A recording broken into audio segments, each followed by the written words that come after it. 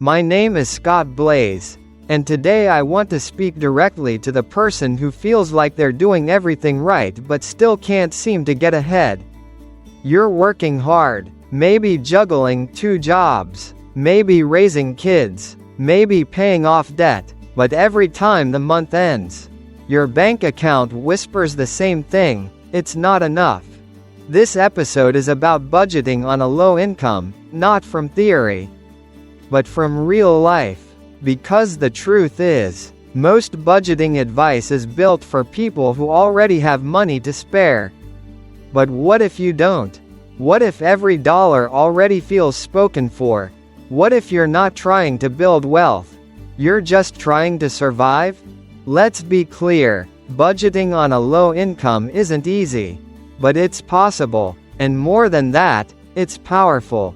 Because when you learn to manage a little with wisdom, you're building muscles that most millionaires never develop. You're building discipline, creativity, and resilience, and those traits compound faster than interest. Let's start with the first truth. Budgeting is not about restriction. It's about intention. When you don't have a lot, it's even more important to tell every dollar where to go. If you don't assign your money a job, it will disappear. That's not a theory, that's a law. I've seen it in single moms, retired veterans, college students, you name it. Meet Andre. He's a warehouse worker making just under $2 a month. His rent takes half, utilities another chunk, car payment, gas, food, he barely has anything left. But here's what changed his life: a simple zero-based budget. Every paycheck, he sits down and gives every dollar a roll.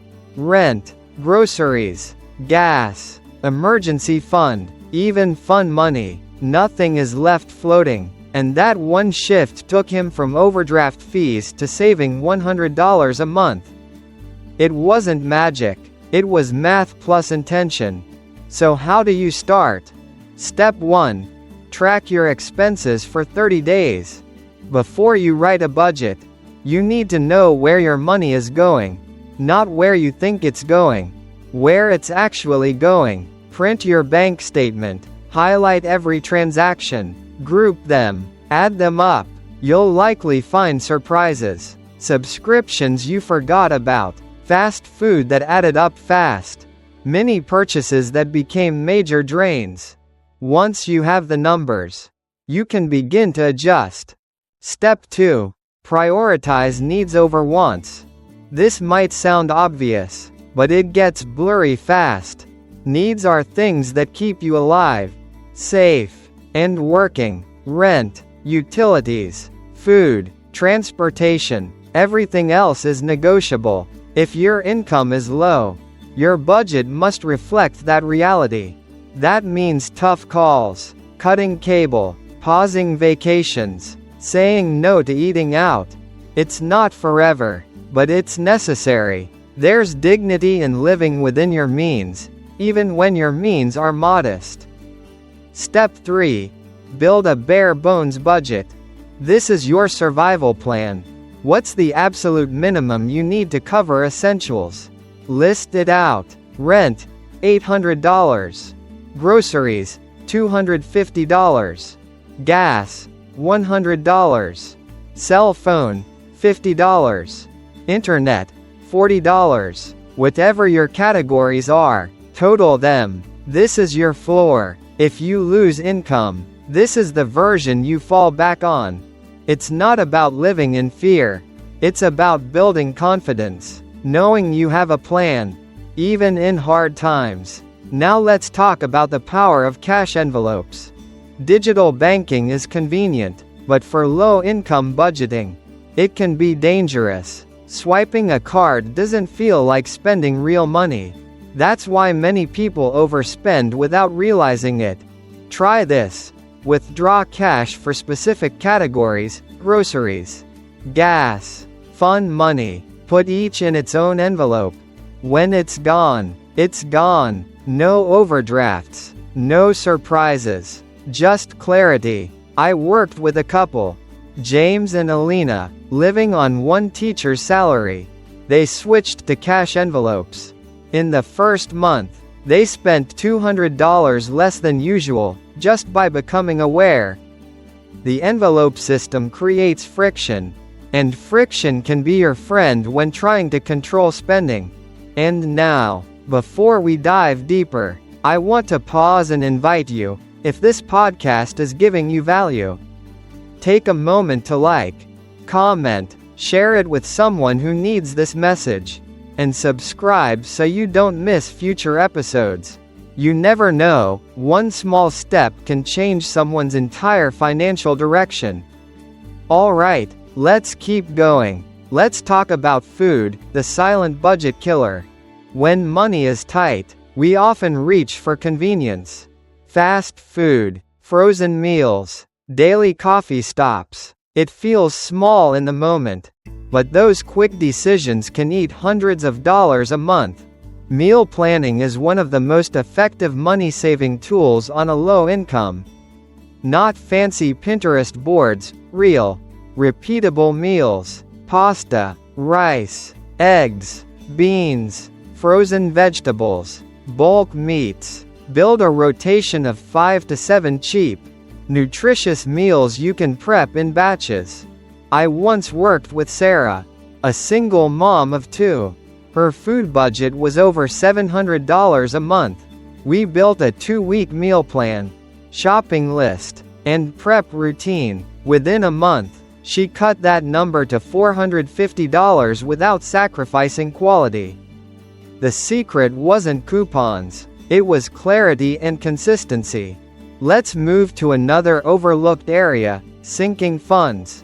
A sinking fund is money you set aside gradually for an irregular expense. Think car repairs, back-to-school supplies, holidays, birthdays. These are not emergencies, they're predictable. But when you don't plan for them, they hit like a crisis. Even if you can only save $10 a paycheck. Start now. Label an envelope or open a separate savings sub-account. Name it, fund it. When the expense comes, you'll be ready, not scrambling. Here's the next principle: automate everything you can. When your income is low, every dollar matters. That's why late fees and overdrafts hurt more. So automate your bills where possible. Set up autopay for fixed expenses. Then, automate your savings, even if it's just $5 a week. I worked with Mario, who made $1,600 a month as a delivery driver. He set an auto transfer of $10 a week into savings. At first, it felt pointless, but 6 months later, when his tires blew out, he had $240 in the bank. That one habit saved him from going into debt. The next tip might surprise you. Create a miscellaneous category. Even the tightest budget will face unexpected expenses. School forms, prescription co-pays, last-minute gifts. If you don't plan for surprises, they'll blow up your plan. A small buffer, just $25 or $50, can absorb those hits and protect the rest of your budget. Now let's tackle the emotional side of budgeting on a low income. Because this isn't just numbers.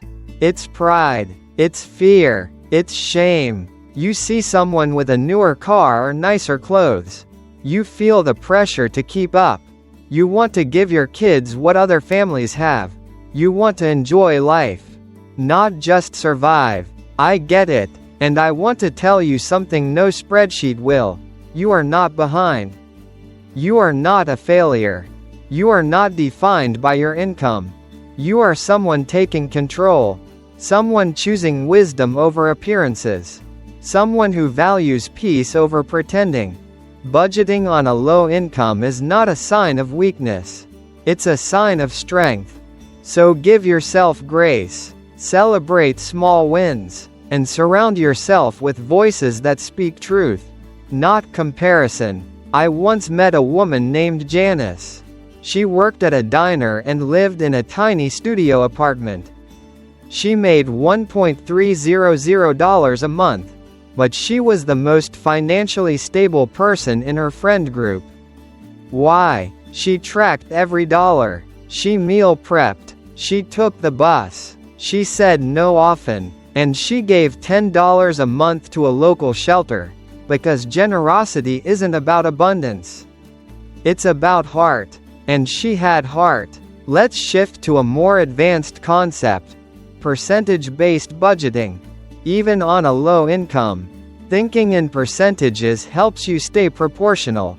For example, aim for 50% of your take-home pay to cover essentials. 30% for lifestyle, 20% for savings and debt payoff.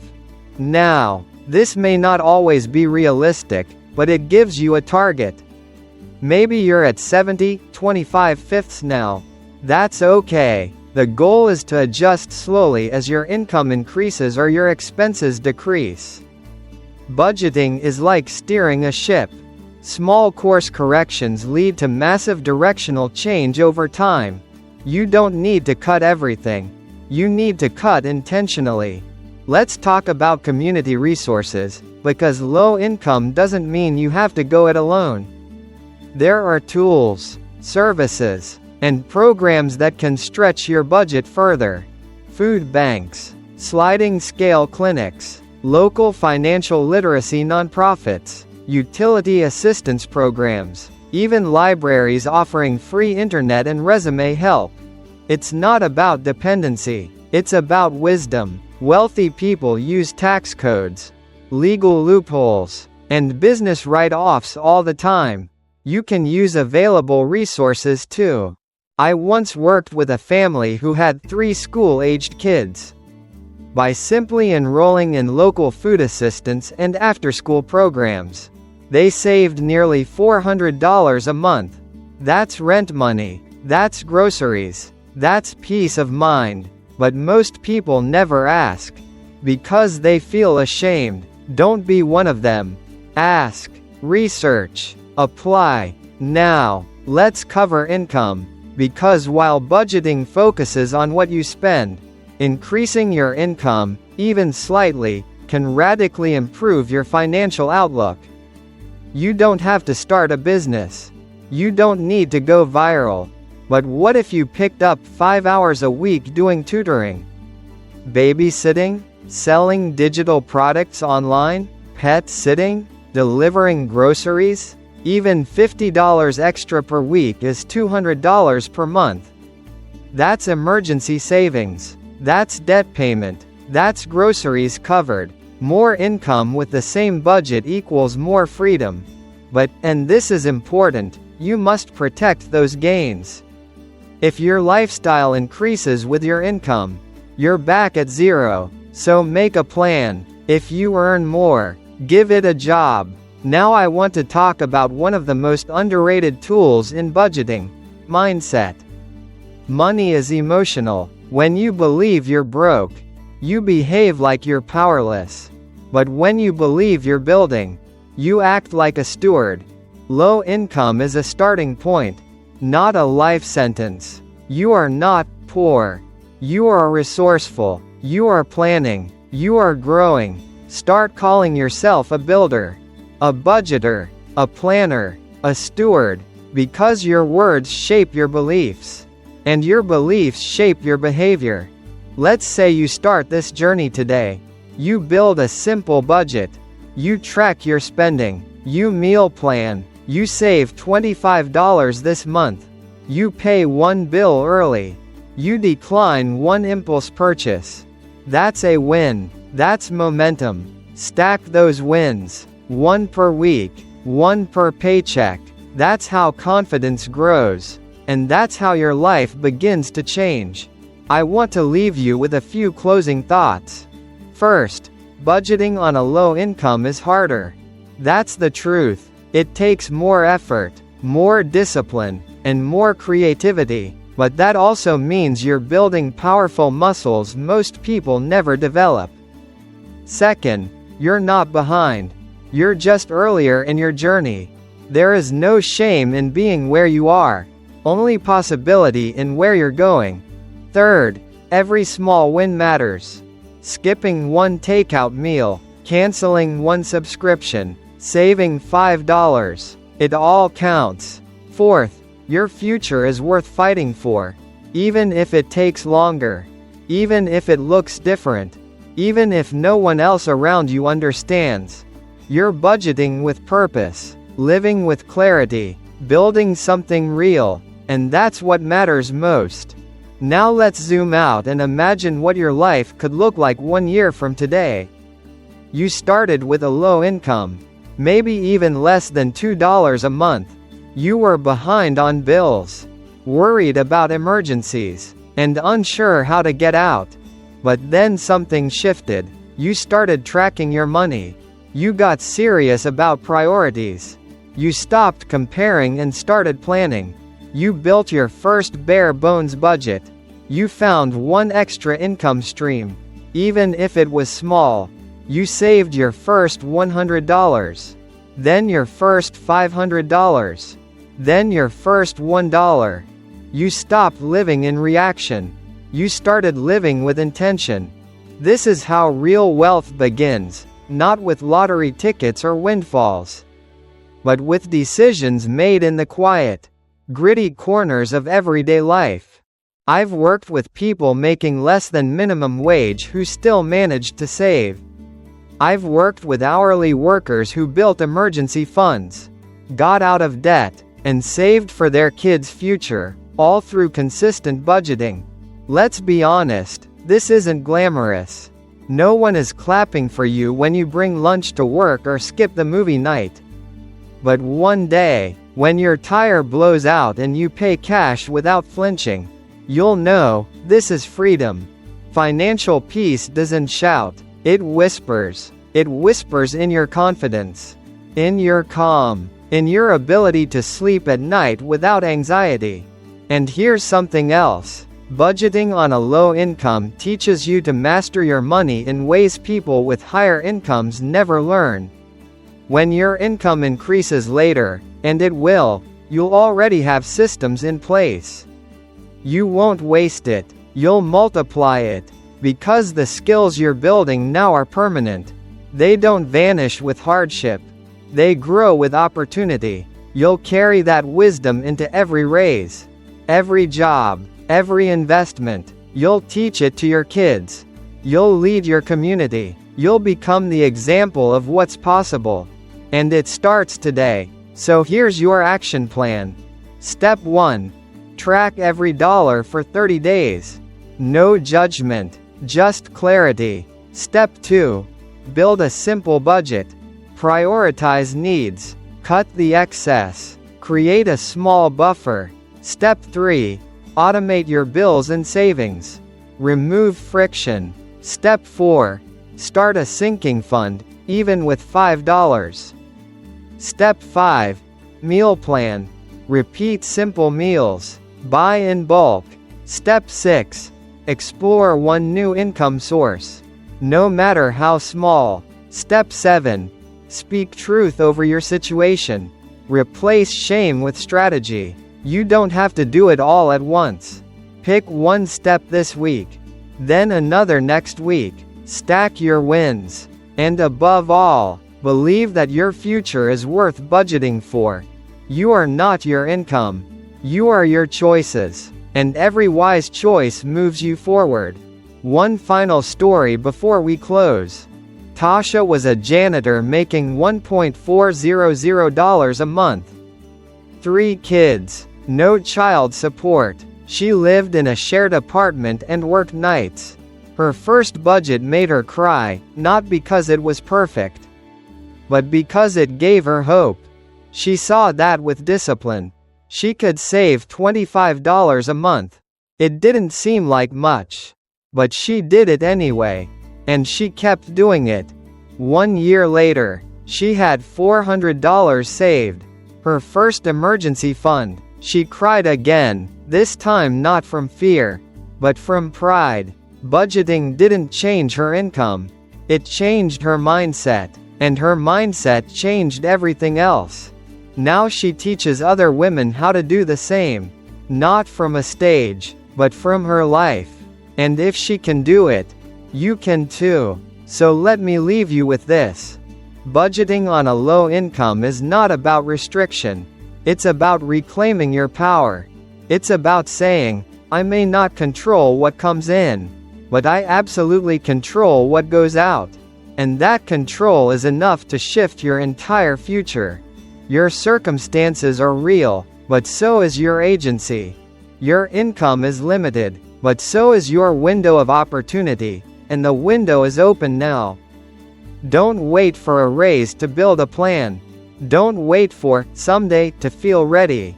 Start now, with the mess, with the math, with the pressure, because if you can budget through struggle, you will soar when things get easier. And they will. You're already proving something to yourself. You're proving that you don't have to accept chaos as normal. You don't have to repeat the cycles you grew up with. You don't have to live paycheck to paycheck forever. You're building a new legacy, one category at a time. One paycheck at a time. One courageous decision at a time. Let's review one more time. Track your expenses. Build a bare bones plan. Cut excess. Automate bills. Start small sinking funds. Use cash if needed. Explore side income. Protect your mindset. Speak truth over your finances. And never forget, every smart decision you make today compounds into peace tomorrow. This is the work. This is the way. And I'm proud of you for choosing it. Not because it's easy, but because it's worth it. Thank you for spending this time with me. I hope this episode gave you tools, clarity, and maybe even a little hope. Budgeting on a low income is possible. Not just possible, powerful. Because you are powerful. Until next time, live wisely, spend intentionally, and never forget, small steps lead to big freedom. Keep going. You've got this. Before we fully close, let's talk about what to do when it feels like it's not working. Because there will be moments when you do everything right, and it still feels like nothing's changing. The car breaks down, a medical bill shows up, your hours get cut, and you think, why am I even trying? Let me tell you this. Those are the most important moments to stay the course. Budgeting on a low income won't make you rich overnight, but it will protect you from sinking. It will give you options when others have none. It will give you pride when everything else feels uncertain. I remember Jason, who was laid off with $800 in the bank. He wasn't panicked, because 6 months earlier, he built a budget. That $800 stretched because he knew exactly how to use it. He got through, he got rehired, he got stronger. That's what budgeting gives you. Not just a plan, power. It teaches you to think long-term, to be intentional, to be calm under pressure. So when you feel discouraged, go back to your why. Why are you budgeting? Maybe it's for your kids. Maybe it's for peace. Maybe it's for the life you never had growing up. Write it down. Post it where you can see it. Let it remind you that every small act of stewardship matters. And remember, you don't have to do this perfectly. You just have to keep doing it. Progress isn't a straight line. It's messy, but it moves forward. So forgive your setbacks, celebrate your efforts, and keep going. Because 1 year from now, you'll look back and realize, you didn't just learn how to budget. You learned how to lead your life. And that's the kind of wealth no one can take from you. So here's your final reminder. You don't need a 6-figure income to build stability. You need clarity. You need courage. And you need consistency. Budgeting on a low income isn't about what you lack. It's about what you leverage. You're leveraging intention over impulse, patience over pressure, vision over comparison. Most people drift through life financially asleep. But not you. You're awake now, aware, aligned. You see where your money goes. You know what it's doing. And soon, you'll see it grow. You're not budgeting because you're broke. You're budgeting because you're building. And you will build. You'll build freedom. You'll build peace. You'll build a life that's rich in meaning. Not just money. Because when you learn how to manage little, you prepare for much. And when much comes, and it will, you'll be ready. So go back to your budget with fresh eyes. Go back to your plan with new belief. Go back to your habits with fierce resolve. You are not just making a plan. You are becoming someone unshakable. And this budget? It's the foundation of your freedom. I'm Scott Blaze. And I believe in you. Always.